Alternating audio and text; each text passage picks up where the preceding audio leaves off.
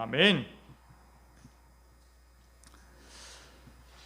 오늘 설교 제목은 구원받은 우리가 어떻게 살아야 하는지를 가장 잘 보여주는 명제라 할 수 있는데요. 이 제목을 세 마디로 함께 읽어보겠습니다. 목적에 맞게 살자. 이번에는 우리 다 함께 한 번에 읽어볼까요? 목적에 맞게 살자. 여러분, 우리는 다들 목적이 있는데요.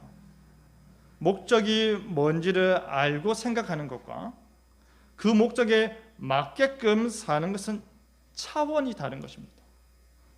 열심히 살아야지 하고 생각하는 것과 열심히 사는 것은 차원이 다른 것이죠. 그렇기 때문에 목적에 맞게 산다는 것은 보통 쉬운 일이 아닙니다. 오늘 본문을 통해 이 주제를 다루려고 하는데요. 심판과 회복의 메시지로 가득한 이사야서를 통해서 목적에 맞게 살자라는 제목으로 말씀이 주는 교훈을 함께 나눌 때 하나님의 큰 은혜가 여러분에게 있기를 바랍니다. 첫째로 새 일을 보자. 새 일을 보자입니다. 여러분, 이사야서는요, 분량과 내용에 있어서 하나님의 심판과 그의 구원에 대한 메시지가 가히 빛을 밝게 발하는데요. 그래서 이사야서의 별명이 선지서 중에 왕자라고 불리는 것이죠. 정말로 구원과 하나님 나라에 대한 중요한 메시지가 그 가운데 핵심인 오실 메시아에 대한 예언이 차고 넘치도록 담겨져 있습니다. 그런데 지금 하나님께서 굉장히 재미난 말을 하고 있는데요. 지금 우리가 제대로 읽은 게 맞나 싶을 정도로 이상한 말을 하는데 그것이 18절입니다. 우리 다 같이 읽을까요? 너희는 이전 일을 기억하지 말며 옛날 일을 생각하지 말라. 여러분, 왜 이상하다 말하는지 눈치채셨습니까? 뭐가 이상하죠? 뭐가 이상합니까? 여기서 이전 일, 옛날 일이 뭐이기 때문에? 출애굽이기 때문입니다. 출애굽의 구원을 베푸신 하나님을 나는 스스로 있는 자라 계시하신 여호와 하나님을 더더욱 기억하도록 하는 게 맞는 것 같은데 지금 그 반대의 말을 하고 있는 것이죠. 그때 기억하지 마라 라는 것입니다. 여러분, 출애굽은 어떻게 이루어진 역사입니까? 출애굽은 애굽으로 들어감과 애굽으로의 나옴, 이 두 가지 구도에서 보아야 하는데요. 왜 들어갔습니까? 하나님의 큰 구원을 위해서입니다.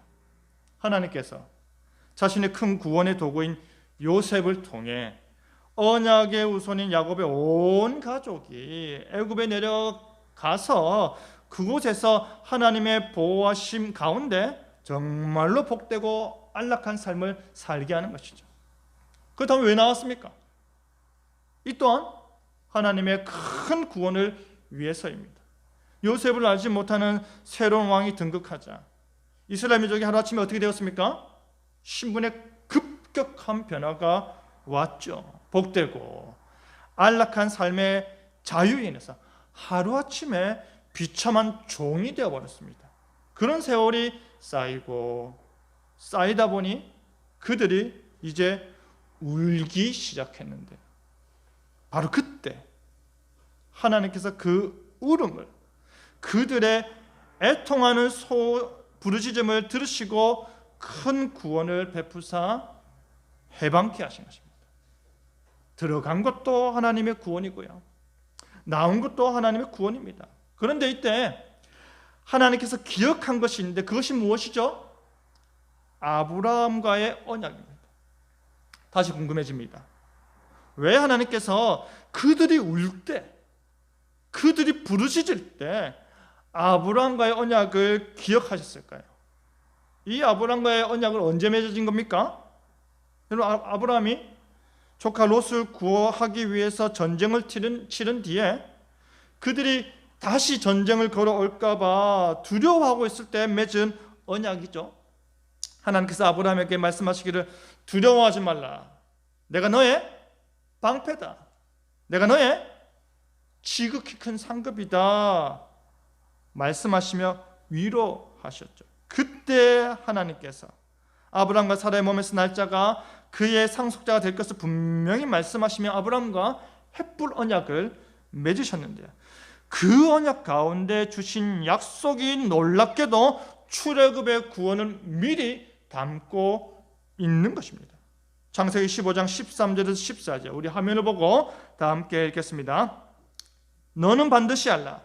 내 자손이 이방에서 객이 되어 그들을 섬기겠고 그들은 400년 동안 내 자손을 괴롭히리니 그들을 섬기는 나라를 내가 징벌할지며 그 후에 내 자손이 큰 재물을 이끌고 나오리라. 출애굽입니다. 400년 종살이 할 것이다. 그런데 누가 징벌한다고요? 하나님이 징벌할 것이다. 그 후에 아브라함 너의 자손들이 머리 이끌고 큰 재물을 이끌고 나올 것이다 하였습니다. 여러분, 이 말씀이 어떻게 되었습니까? 어떻게 됐습니까? 그대로 이루어졌습니다. 하나님께서 아브라함과의 언약을 기억하사 그들을 구원하셨습니다. 70여 명이 내려갔는데 400년이 지난 시점에 200만 대군으로 늘어났습니다. 하나님께서 그들을 얼마나 복주고 얼마나 지키시고 보호하셨는지를 이것만 보아도 알 수 있는 것입니다. 70여 명이 내려갔는데 나올 때 200만 대군이 되어서 하나님의 큰 구원을 맛보는 것입니다. 이게 바로 하나님의 방식입니다. 하나님의 하신 일입니다. 하나님께서 다 하셨지 않습니까? 이스라엘 한 것이 무엇입니까, 여러분? 이스라엘 운 거밖에 없습니다. 나오라 해서 나온 거밖에 없습니다. 하나님께서 약속하시고 하나님께서 예비하시고 하나님께서 성취하신 놀라운 구원의 사건, 그것이 바로 출애굽이었습니다. 여러분, 때때로 여러분의 삶에 하나님께서 강력히 간섭하시고 그가 하신 일을 나타내 보이길 원하시죠? 하나님, 제발 내 삶 속에 강력하게 역사하여 주시옵소서. 제발 하나님께서 세게 어루만져 주십시오. 그렇다면 울기라도 하십시오. 울지도 않는데 무슨 일이 일어납니까? 이스라엘이 울 때에 하나님께서 역사하셨습니다. 힘들어하던 이스라엘이 그냥 체념하고 기도도 없이 생각만 할 때는 아무 일이 일어나지 않았습니다. 하나님 앞에 오십시오. 기도하십시오. 그때 역사가 일어나는 것입니다. 여러분, 이스라엘이 출애굽하였습니다. 뒤따라오던 애굽의 군대는요, 이스라엘 백성들이 마른 땅처럼 지나갔던 홍해에서 몰살당했습니다. 이스라엘에게는 생명의 길이, 애굽에게는 심판의 길이 되었습니다. 이스라엘에게는 없던 길이 새롭게 만들어졌는데 애굽에게는 있던 길이 없어져 버렸습니다. 누가 하신 일입니까? 이 또한 하나님이 하신 일입니다. 이 출애굽의 구원 역사는요, 온 세계로 덜덜덜 떨게 만들었습니다. 초강대국 애굽이 무너졌다. 꺼져가는 등불처럼 다시 타오르지 못할 정도로 완전히 소멸해 버렸다. 애굽은요, 애굽보다 더 강한 나라와의 전쟁에서 패한 것이 아닙니다. 이스라엘의 하나님 여호와께 패배한 것입니다. 전쟁은 누구에게 속했기 때문에? 하나님께 속했기 때문입니다. 더더욱 놀라운 것이 무엇입니까? 출애굽의 구원 역사는 구약의 이스라엘 역사 내내 언급되는 하나님의 구원하심에 대한 상징적인 사건이었는데요. 그런데 지금 하나님께서는 이 출애굽 사건은 뭐다? 이전 일이다. 옛적 일이다. 그러니 기억하지 마라. 생각하지도 마라. 라는 것입니다. 왜요? 아브라함의 후손들이 언약의 성취를 말할 때 언급하지 않을 수 없는 이 출애굽의 기념비적인 사건은 왜 기억지도 말고 생각지도 말라고 할까요? 왜냐하면 이제 그것과는 비교할 수도 없을 만큼, 그리고 그것과는 비교할 수도 없을 만큼 크고 놀라운 구원을, 그것이 생각나지 않을 만큼 더 크고 더 놀라운 구원 역사를 하나님께서 베푸실 것이기 때문입니다. 19절 우리 다 같이 읽을까요? 보라, 내가 새 일을 행하리니 이제 나타낼 것이라. 너희가 그것을 알지 못하겠느냐? 반드시 내가 광야의 길을, 사막에 강을 내리니. 여러분, 지금 하나님께서 뭐라고 말씀하십니까? 봐라 하십니다. 하나님께서 이제 봐라, 장담하시는 것입니다. 내가 장담한다. 봐라, 내가 새 일을 행할 것이다. 내가 이제 그 새 일을 나타낼 것이다. 선포하시는 것입니다. 하나님께서 이렇게까지 자신이 행할 새 일에 집중시키는 이유가 무엇이죠? 하나님께서 광야의 길을 내시고 사막에 강을 내시기 때문입니다. 질문입니다. 이게 왜 비교할 수도 없을 만큼 놀라운 일이 됩니까? 왜 이게 놀라운 일이 되죠? 광야는 메마른 곳이니까, 사막은 생명이 없는 곳이니까, 죽은 곳이니까, 그곳에 하나님께서 길을 내시고 생명을 더하시기 때문입니다. 죽었던 그곳을 살 수 있는 곳으로 만들겠다는 것입니다. 출애굽한 이스라엘 백성들도요, 이 광야를 유리방황하며 젖과 꿀이 흐르는 약속의 땅으로 들어가야 했다면, 새 일을 보게 될 이스라엘 백성들은 이제 바로 이 광야에서, 출애굽 백성들이 지나갔던 그 광야에서 젖과 꿀을 맛보아 누리게 되는 것입니다. 그러니 비교할 수도 없는 놀라운 일이 되는 것이죠. 그뿐입니까? 물을 내는 것에 그치지 않고요, 그것을 어떻게 변화시킨다고 하십니까? 우리 20절 다 같이 읽겠습니다. 장차 들짐승 곧 승냥이와 타조도 나를 존경할 것은 내가 광야의 물을, 사막의 강들을 내어 내 백성 내가 택한 자에게 마시게 할 것임이라. 들짐승들이 하나님을 존경하는 장소로 변화된다고 합니다. 왜냐하면 광야의 물이 나니까요, 사막에 생수가 나니까요. 더 이상 뭐 할 필요가 없는 것입니까? 더 이상 물을 찾아 헤맬 필요가 없는 것입니다. 늘 목이 마른 상태였던 들짐승까지도 그것에 감사하며 하나님을 존경한다는 것입니다. 오직 택함 받은 이스라엘 백성들뿐만이 아니라 어디까지입니까? 창조세계 전체에 영향을 미치는 새 일을 우리 하나님께서 행하시는 것입니다. 아담의 범죄로 저주받은 온 세상을 하나님께서 회복시키시는 것입니다. 이제 광야는요, 지나가는 곳이 아니다. 이제 사막은 벗어나야 하는 곳이 아니다.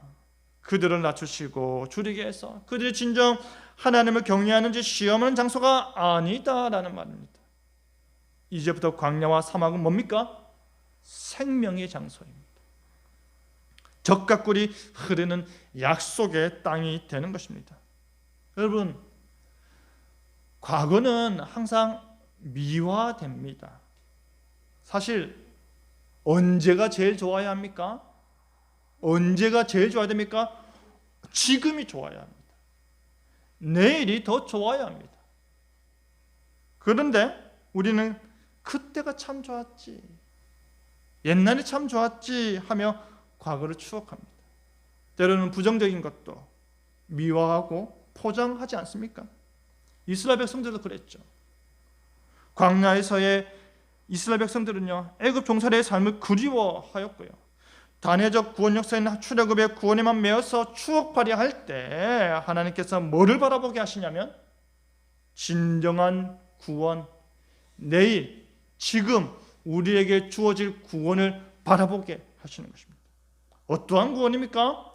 예수님의 구원입니다. 완벽한 구원입니다. 오실 메시아로서 단순히 육체적 포로의 댐에서 해방시켜주는 것이 아니라 죄와 사망에서 영원한 생명으로 구원하시는 것입니다. 이전에는 결코 경험해보지 못한 구원, 이전에는 결코 상상해보지 못한 회복으로 인도하시는 것입니다. 구원이 일어날 수 없는 곳에서의 구원이죠. 유대인뿐 아니라 온 세상 모든 믿는 자에게 주어지는 하나님의 구원입니다. 다시는 죄와 사망에 속박되지 않는 가장 확실하고 가장 완벽한 구원입니다. 영원한 하나님 나라로의 인도인 것입니다.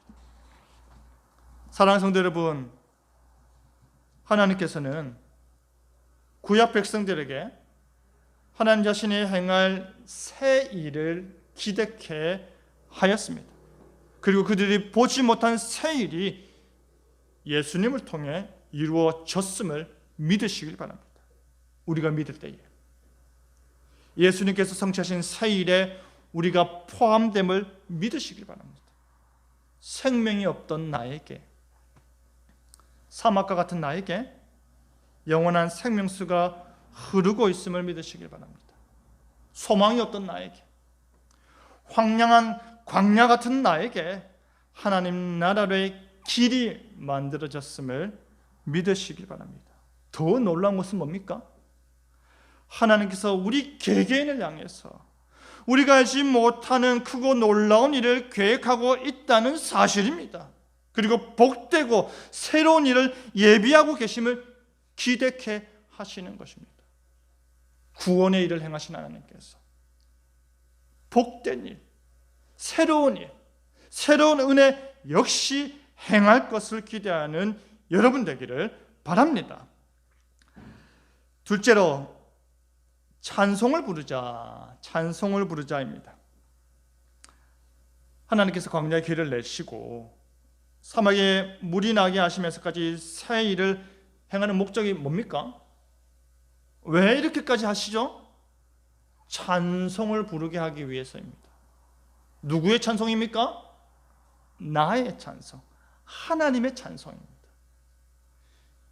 이스라엘에게 구원을 베푸시고 그들에게 지금껏 보지 못한 기적을 베푸실 바로 그 하나님을, 나는 여호와 너희의 거룩한 이여 이스라엘의 창조자여 너희의 왕이라 말씀하시는 하나님을 찬송케 하는 것입니다. 21절 다 같이 읽을까요? 이 백성은 내가 나를 위하여 지었나니 나를 찬송하게 하려 함이니라. 아멘. 여러분, 웨스트민스터 서열의 문답 1문1답에서 사람의 제일된 목적은 무엇이냐고 묻는데요, 우리는 이 땅에 태어나 살면서 늘 선택하고 그 선택에 대한 책임을 지고 내가 선택한 그 결과에 대한 단맛과 쓴맛을 다 보며 살고 있는데 그와 같은 우리의 인생의 목적이 뭐냐라는 질문입니다. 이 질문을 다른 말로 바꾸면 뭘까요? 삶의 최고 가치가 뭐냐라는 질문입니다. 여러분에게 있어서 삶의 최고 가치가 뭡니까? 1문1답의 내용처럼 하나님을 영화롭게 하고 그를 영원토록 즐거워한 일에 있습니까? 왜 삽니까? 당신 왜 삽니까? 그렇게 물을 때 여러분의 대답은 뭡니까? 나는 하나님을 위해 삽니다. 나는 하나님께 더 영광 돌리기 위해서 삶의 분명한 목적이 있습니다. 나는 하나님을 즐겁게 해드리는 것이 내 삶의 이유입니다. 나는 하나님이 행복하시면 나도 행복합니다. 이것이 여러분의 대답입니까? 여러분의 대답이어야 합니다. 이것이 여러분의 삶입니까? 여러분의 삶이어야 합니다. 여러분, 퓨 리서치 센터라는 미국 여론조사 기관에서요, 지난달에 전 세계 17개 선진국들을 대상으로 당신이 삶에서 뭐가 가장 가치 있느냐라고 물었는데요, 재밌는 결과가 무엇인지 아십니까? 오직 한국만이 이 대답이 1위였다고 합니다. 오직 한국만. 다른 14개 선진 국가들에서 1위는요, 가족이었습니다. 오직 한국만이 1위를 차지한 대답이 뭐였겠습니까? 돈이었습니다. 오직 한국만이. 내 삶에 가장 가치 있는 것은 돈이 주는 행복이라는 것이죠. 조금 충격적이지 않습니까? 우리나라 기독교인 비율이 25%인데 4명 중 1명은 그리스도인인데 4명 중 1명은 사람의 제일 된 목적은 하나님을 영화롭게 하고 그를 영원토록 즐거워한다는 이 사실을 들어봤을 텐데, 아니 그렇게 훈련을 받았을 텐데, 웨스트민스터 서열의 문답, 2문답, 3문답은 몰라도 1문답은 수없이 듣고 강조에 강조를 거듭하며 교육을 받았을 텐데 실생활에서 어떻다는 것입니까? 그렇지 않다라는 것입니다. 돈입니다. 물질입니다. 세상 사람도 돈이 1순위고 교회 다니는 사람도 돈이 1순위입니다. 그러니 교회에서도 물질로 서로를 평가하고 성도를 돈으로 보는 세속적인 모습들이 나타나는 것입니다. 여러분, 이 여론조사에 우리가 핑계를 한번 대봅시다. 핑계를. 실제 설문조사에 참여한 사람들이 교회 안 다니는 사람이었다. 신앙이 초보인, 그래서 하나님 것도 내 거고 내 거는 당연히 내 거라고 생각하는 그런 신앙의 초보인 사람들이 이 설문조사에 참여했다. 그래서 이 결과는 잘못된 여론조사다, 설문조사다라고 우겨봅시다. 그런데요, 그렇다 할지라도 우리의 양심이 이미 여기에 동의하고 있지 않습니까? 대부분의 사람들은 지금만 생각합니다. 지금 내게 우선적인가? 지금 내가 중요하다고 느끼는 것, 지금 내게 시급한 것, 나에게 시급한 것만 생각하는 것이죠. 그런데 아무리 지금 당면한 일들이 내게 크게 다가온다 하더라도요, 우리는 우리 자신에게 절대적으로 우선적인 것을 뒤로 하지는 않습니다. 우리의 생명, 우리의 건강, 우리의 가족을 뒤로 하지 않습니다. 그런데 이보다 더 절대적이고 더 우선시 되어야 하는 것은 뭘까요? 우리의 신앙의 선배들이 목숨 걸고 지켰던, 그들이 죽기까지 지켰던 그것은 무엇이었을까요? 우리의 신앙입니다. 함께 지어져가는 공동체로서의 우리의 신앙입니다. 교회론적 존재로서의 우리의 목적입니다. 너는 청년의 때에 너의 창조주를 기억하라. 이 말씀처럼 우리는요, 항상 우리의 존재가 어떻게 시작되었는지를 다시 살펴야 하는 것입니다. 여러분, 우리가 어떻게 창조되었습니까?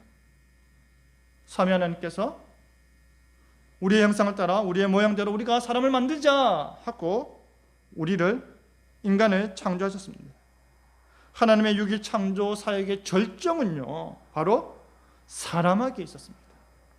모든 창조의 면류관, 그것이 바로 사람인 이유는요, 바로 다른 모든 피조물들은 오직 말씀으로만 창조하셨다면, 오직 사람만이 하나님께서 손으로 흙으로 빚으시고 생기를 불어 넣으시며 자신의 형상으로 만드셨기 때문입니다. 모든 피조물들 가운데 유일하게 하나님과 교제할 수 있는 인격적인 존재이기 때문입니다. 여러분, 우리는 하나님의 형상입니다. 우리 정말로 고귀한 존재입니다. 우리는 하나님 닮은 사람들입니다. 우리는 하나님과 매우 친밀한 관계를 소유한 채 사람이 무엇이간데 그 감탄을 불러일으킬 정도로 탁월한 존재들입니다. 그런데 여러분의 삶은 타락 전 아담의 모습이 많이 보입니까? 타락 후 아담의 모습이 많이 보입니까? 감탄이 한탄이 되진 않습니까? 하나님께서 여러분을 보실 때 하나님을 감동케 하는 자의 삶을 사시길 바랍니다. 여러분의 생각으로 하나님을 감동케 하시길 바랍니다. 여러분의 선택으로 하나님을 감동케 하시길 바랍니다. 여러분의 실제 삶으로 하나님을 감동케 하시길 바랍니다. 참 잘했다. 참 잘했다. 그 칭찬 들으시기 바랍니다. 너가 그렇게 살 때 도대체 나는 어딨니? 이 꾸지람 듣지 마시고 참 잘했다 칭찬 들으시기 바랍니다. 이어서 하나님께서 창세기 1장 28절에 뭐라 명령하셨습니까? 우리 화면을 보고 다 같이 읽겠습니다. 하나님이 그들에게 복을 주시며 하나님이 그들에게 이르시되 생육하고 번성하여 땅에 충만하라. 땅을 정복하라. 바다의 물고기와 하늘의 새와 땅에 움직이는 모든 생물을 다스리라 하시니라. 사람이 받은, 하나님의 형상인 사람이 받은 사명입니다. 사람은 다른 피조물들을 주관할 수 있는 권위와 능력을 가지고 있는 것입니다. 이것이 바로 하나님의 선한 문화 명령 가운데 인간 본연의 자세라 할 수 있습니다. 오늘날에 적용하면 어떻게 됩니까? 우리의 모습과 삶으로 우리가 있는 그것을 하나님의 말씀으로 변형시키는 것입니다.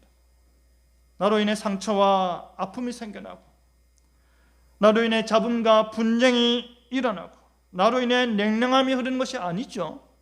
나로 인해 하나님의 주권이 나타나고 복음의 기적이 나타나고, 나로 인해 내가 있는 그곳에 하나님 나라가 확장되는 변혁의 삶을 사는 것이죠. 이 명령을 끝으로 하나님께서 뭘 하셨습니까? 뭘 하셨죠? 심히 좋았다고 하시며 안식하셨습니다. 이 명령을 끝으로 하나님 형상인 사람에게 이 세상을 맡기고 나서야 하나님께서도 쉬시는 것입니다. 우리의 창조 목적은요, 하나님의 기쁨이 되고 하나님의 샬롬 가운데 안식케 하는 것입니다. 그리고 자신의 참 형상이신 예수 그리스도를 통해서 영원한 안식을 성취하시는 것입니다. 여러분, 하나님의 형상으로 지음받은 우리는요, 위대한 사명자입니다. 특별합니다. 존귀합니다. 은혜롭습니다. 우리는 심히 좋았다의 표현에 합당한 자들이어야 함을 기억하시길 바랍니다. 우리에겐 찬송할 이유가 있습니다. 목적이 있습니다. 그거 하라고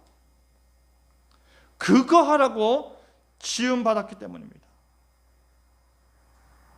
폰은 전화하라고 만들어졌고, 자동차는 타고 다니라고 만들어졌고, 도구는 사용하라고 만들어졌듯이 우리는 하나님을 찬양하도록 만들어졌습니다. 하나님이 하신 일을 보고 하나님이 거저 주시는 은혜 받고 하나님께서 베푸시는 모든 복락을 누리면서 하나님을 찬양하는 것입니다. 우리에게 새 일이 일어났습니다. 우리에게 이전과는 비교할 수 없을 놀라운 일이 일어났습니다. 우리의 구원입니다. 그리스도의 십자가 죽음과 부활을 통해서 하나님께서 그의 나라를 우리 가운데 실현시켜 가시는 것입니다. 오직 예수님 중심의 인생, 오직 예수님으로 인해 도래할 하나님 나라 중심의 인생, 그 누구도 줄 수 없는 그 복된 인생으로 살게 하시는 것입니다. 증언케 하시는 것입니다. 거기에 그치지 않습니다. 이제 구원받은 우리에게 하나님께서 더 새로운 일, 더 복된 일, 더 놀라운 일을 행하실 것입니다. 길을 내시고 생수를 주실 것입니다. 그것이 우리의 인생입니다. 찬양할 이유가 가득하지 않습니까? 태초에 심히 기뻐하시며 창조하셨고 지금은 아들을 내어주시면서까지 사랑하시고 구원하신 하나님을 찬송하고 그가 하신 일을 찬양할 이유가 우리에게 충분하지 않습니까? 사랑하는 성도 여러분, 지난 한 주간 동안 여러분 하나님을 얼마나 찬송하였습니까? 복음송을 얼마나 따라 불렀느냐를 묻는 것이 아니죠. 음악으로서의 찬양을 얼마나 많이 접했느냐를 묻는 것이 아니죠. 진정 하나님께 감사가 절로 나와서 하나님을 노래하고 하나님께 영광 돌리고 하나님 때문에 즐겁고 하나님으로 말미암아 기뻐서 너무나도 행복했던 그 순간, 오직 하나님으로 말미암아 내 입술과 내 생각과 내 모든 감정들이 하나님을 노래할 수밖에 없는 그 순간, 지난 한 주간 동안 얼마나 있었냐라는 질문입니다. 하나님께서 우리를 지으신 이유가 하나님을 찬양하라는 것입니다. 하나님께서 우리로 살게 하는 목적이 하나님께 영광 돌리라는 것입니다. 하나님 때문에 즐거워하고 하나님 때문에 웃으며 살라는 것입니다. 그렇게 사시길 바랍니다. 이 백성은 내가 나를 위하시었나니 나의 찬송을 부르게 하려 함이니라. 조금도 부족함이 없는 사람이 바로 여러분 되기를 바랍니다. 말씀 뵙겠습니다. 사랑하는 성도 여러분, 오늘 설교 제목처럼 목적에 맞게 사는 것은요, 결코 쉬운 일이 아닙니다. 존재의 목적에 맞게 사는 것은 어려운 일입니다. 그렇다고 해서 우리가 이 땅 가운데 호흡이 주어지고 이 땅 가운데 생명이 주어진 이유는 내가 잘 먹고 내 가정이 잘 사는 것이 아닙니다. 나로 잘 먹게 하시고 우리 가정으로 잘 살게 하시는 하나님을 찬양하고 하나님께 영광 돌리고 하나님의 뜻대로 그 목적대로 사는 데 있는 것입니다. 하나님의 목적이 여러분을 이끌도록 하시길 바랍니다. 하나님의 목적이 여러분을 춤추도록 하시길 바랍니다. 하나님의 목적이 여러분의 모든 생각과 결정과 인생을 휘감아서 하나님이 원하시는 삶으로 이끄시도록 그렇게 사시길 바랍니다. 그래서 세상으로 하나님의 목적에 맞게 사는 삶이 얼마나 멋진 인생인지, 얼마나 괜찮은 인생인지, 얼마나 아름다운 인생인지 드러내시길 바랍니다. 증거하시길 바랍니다. 떳떳하게 외치시길 바랍니다. 그리하여 정말로 하나님의 목적에 맞게 살아가는 저와 여러분 되기를 간절히 바랍니다. 아멘. 말씀에 화답하여서 찬송가 524장 갈 길을 밝히 보이시니 찬송가